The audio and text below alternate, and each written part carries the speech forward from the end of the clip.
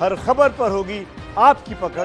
Download कीजिए ABP live app. नमस्ते भारत में बिल्कुल अलग तरह की खबर आपके लिए हम लेकर आए हैं। दावा है मेरा, ये खबर आपको नमस्ते भारत में और कहीं मिल ही नहीं सकती, क्योंकि सोच का दायरा इतना बड़ा नमस्ते भारत की टीम के अलावा किसी के पास है नहीं। नमस्ते भारत में अब वक्त है देश को मोबाइल ऐप के बारे में एक बहुत ही महत्वपूर्ण जानकारी देने का। अब तक शायद सरकारों ने भी इस बारे में सोचा नहीं है। ये जानकारी है ऐप नियंत्रण कानून के बारे में, जो अब तक भारत की किसी भी सरकार की तरफ से लागू नहीं किया गया। ये रिपोर्ट देखिए और समझिए भारत में ऐप डाउनलोड का नियम और कानून होना क्यों जरूरी है। एबीपी न्यूज संवाददाता प्रणय उपाध्याय के साथ वीडियो इंटरव्यू में शामिल ये हैं डॉक्टर गुलशन राय, भारत के साइबर सुरक्षा कोऑर्डिनेटर रह चुके हैं। डॉक्टर गुलशन राय ने मोबाइल ऐप पर भारत सरकार के नियंत्रण के बारे में एक बड़ा खुलासा किया है। सर, क्या ये पहली बार भारत ने इस तरीके का कदम उठाया है, मोबाइल एप्लीकेशंस को बैन किया है? क्या आपको लगता है कि ये एक बाकी लोगों के लिए भी एक तरीके से एक अलार्म बेल है, एक नसीहत है? देखिए जी, ये नसीहत सभी के लिए है, सरकार के लिए भी है और बाकी एप्स के लिए भी है। सरकार को भी चाहिए एक स्टैंडर्ड बनाए कि कौन सी ऐप क्या डेटा ले जा सकती है। ये प्रोविजन हमारे डेटा प्राइवेसी प्रोटेक्शन एक्ट में है, जो बिल में जो अभी बिल पार्लियामेंट के सामने पड़ा है।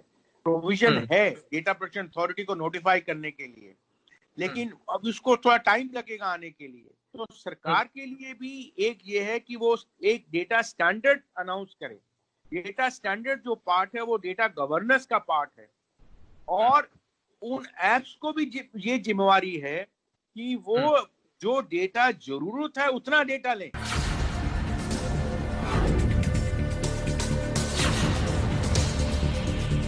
पूरी दुनिया में साइबर अटैक्स को लेकर खतरा हो रहा है, और इसमें एक बड़ी वजह बताई जा रही है जो चाइना का रिसेंटली 2017 में पास जो नेशनल सिक्योरिटी लॉ है, जो इनेबल करता है कि किसी भी चाइनीज कंपनी को जो डेटा है वो चाइनीज इंटेलिजेंस एजेंसीज के साथ शेयर करना होगा। कितना बड़ा खतरा है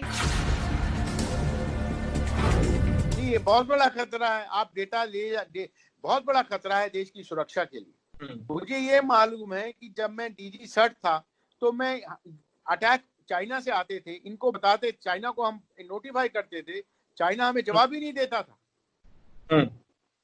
कोई रिस्पांस नहीं आता था, और कभी मीटिंग में हमें मुलाकात में हुई बता दिया तो वो इग्नोर करते थे, साइडलाइन करते थे उन चीजों को, कोई रिस्पांस नहीं था।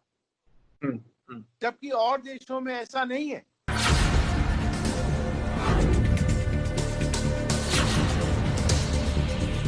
वो साइबर सिक्योरिटी का एक इंपॉर्टेंट एस्पेक्ट सॉफ्टवेयर के साथ साथ हार्डवेयर भी है। काफी मात्रा में जो चाइनीज हार्डवेयर है या मेड इन चाइना हार्डवेयर है वो बहुत बड़े पैमाने पे आया है। तो ये हार्डवेयर कितना बड़ा चैलेंज है हमारे लिए? इस सॉफ्टवेयर की दुनिया में और साइबर की दुनिया में कुछ 100% सिक्योरिटी नहीं होती।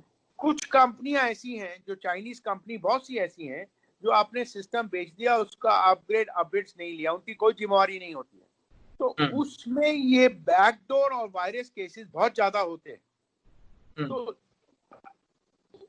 वो मैंने आपको बताया कि इन बैकडोर से, वायरस से, मैलवेयर से कैसे खतरा देश की सुरक्षा खतरा हो सकता है, मैंने आपको विस्तार से बताया आपको। तो हार्डवेयर और सॉफ्टवेयर एक बहुत बड़ा इशू है आज के साइबर के टाइम में।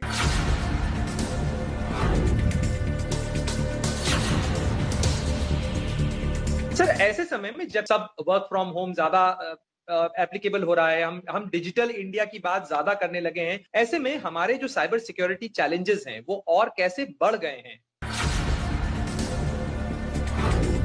अगर मैं अब प्रणय जी मैं आपसे बात कर रहा हूँ, ये तो आप चैनल पे देने वाले हैं तो ये पब्लिक होगा, लेकिन अगर मैं किसी से एक कॉन्फिडेंस में बात कर रहा हूँ, अपने ऑफिशियल मैटर्स में बात कर रहा हूँ, या पर्सनल मैटर भी कॉन्फिडेंशियल बात करता हूँ, अगर वो लीक आउट हो जाए तो वो खतरा है ना, उसका खतरा है, पूरा खतरनाक हो सकता है।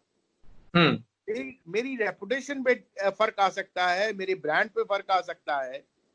तो ये सिक्योरिटी जो मोबाइल सिस्टम की है वो बहुत जरूरी है, और मोबाइल सिस्टम की सिक्योरिटी के लिए एप्स की सिक्योरिटी और ऐप की इंटीग्रिटी जरूर चाहिए।